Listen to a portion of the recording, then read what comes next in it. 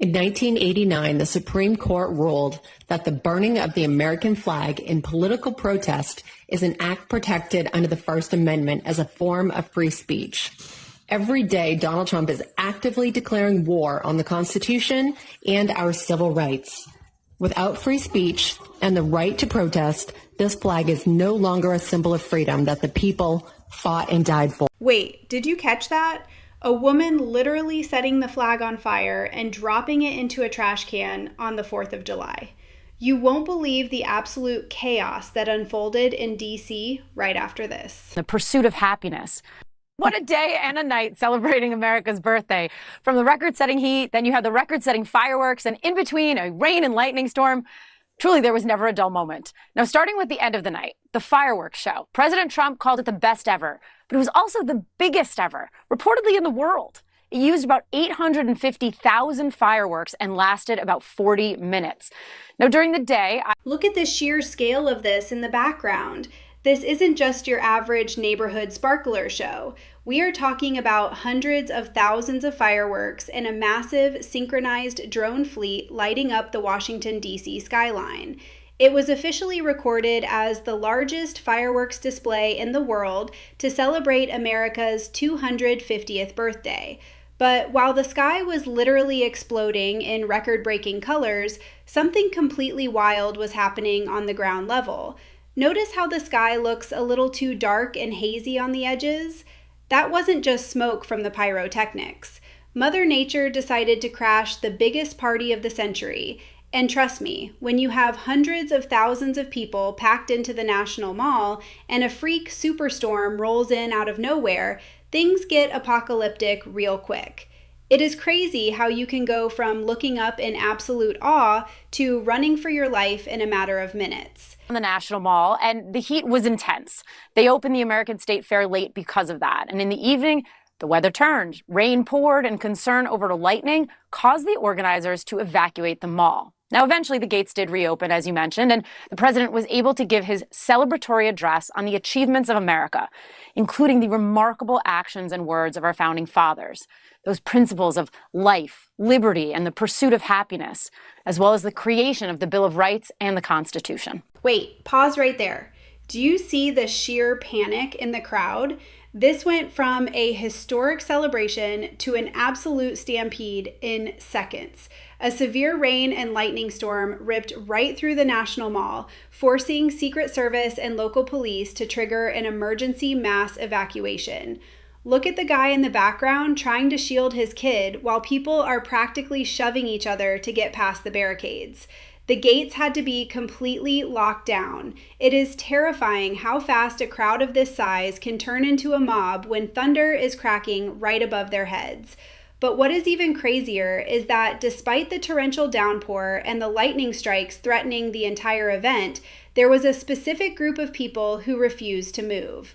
While everyone else was running for cover and abandoning the parade, some true living legends stayed perfectly still. You have to see who was sitting right there in the front row, totally unfazed.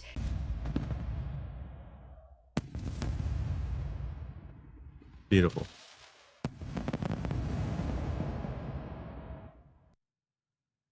I need you to look closely at this silhouette. Right there in the front, lined up in wheelchairs, are actual World War II veterans. These guys are all over 100 years old. They survived the beaches of Normandy. They survived Iwo Jima. And you think a little lightning storm in DC is going to make them run? Absolutely not. While the rest of the mall was completely evacuated and locked down, these absolute heroes had the best seats in the house for the fireworks. The contrast here is just giving me chills. You have people online literally burning the flag, crowds panicking over a thunderstorm, and complaining about the state of the country. And then you have these men, the guys who actually paid the ultimate price, sitting in the dark, watching the sky light up for the country they saved. The level of stoicism here is unmatched. But wait until you see the close-up of one of these captains when the flag is presented. Get ready, because this next part is going to hit you right in the chest. 104 years old and looking really good, Captain Schubring is here tonight and he is saluting the flag that went down with the Arizona at Pearl Harbor, but was raised back up with the help of some unbelievable American patriots. It's a symbol of American defiance, please. D-Day in World War II, Navy Lieutenant Arthur Rose commanded 36 landing craft as part of the largest naval armada in history. At 107 years old, Lieutenant Rose is here to salute one of our nation's most prized possessions, the flag that flew aboard the first landing craft on D-Day and led the first Americans onto the beaches of Normandy to liberate Europe and defeat Nazi fascism forever. Look at the determination in his eyes. This is Captain Shoebring, a 104-year-old World War II veteran. Did you catch how he was saluting? That flag behind him isn't just any piece of fabric. That is the actual American flag that went down with the USS Arizona during the attack on Pearl Harbor. It was literally pulled from the wreckage, raised back up, and here it is being honored by a man who lived through it. I do not care what side of the political aisle you sit on. Seeing a 104-year-old hero muster the strength to give a razor-sharp salute to a battle-torn flag is the definition of profound. It is crazy to think about what this man has witnessed in a century of living, from global wars to seeing drones paint the sky. And he wasn't the only living legend there. There was another Marine on that stage whose story is tied to one of the most famous photographs in human history. Watch what he does next. Today is one of the last survivors of that battle, 101-year-old Marine Corporal Don Graves. And he's here to salute that famous flag he saw rise in the glory of Iwo Jima 81 years ago, and you've all seen that flag many times.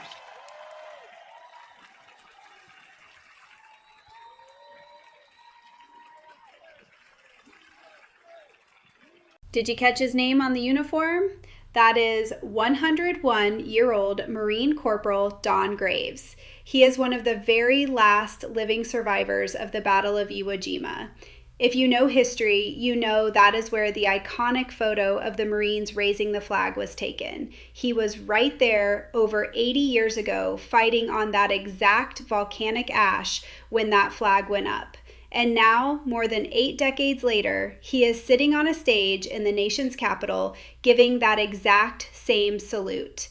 Look at the posture. Look at the absolute respect. It really puts things into perspective when you compare this to the footage we saw earlier of people destroying the flag for a viral video. These men are the final thread connecting us to the greatest generation. In a few years, there won't be any World War II veterans left to sit on these stages. It makes capturing and reacting to raw moments like this so incredibly important before they are gone forever. What do you think about this crazy cultural contrast? Drop your thoughts in the comments and do not forget to hit subscribe for more raw breakdowns.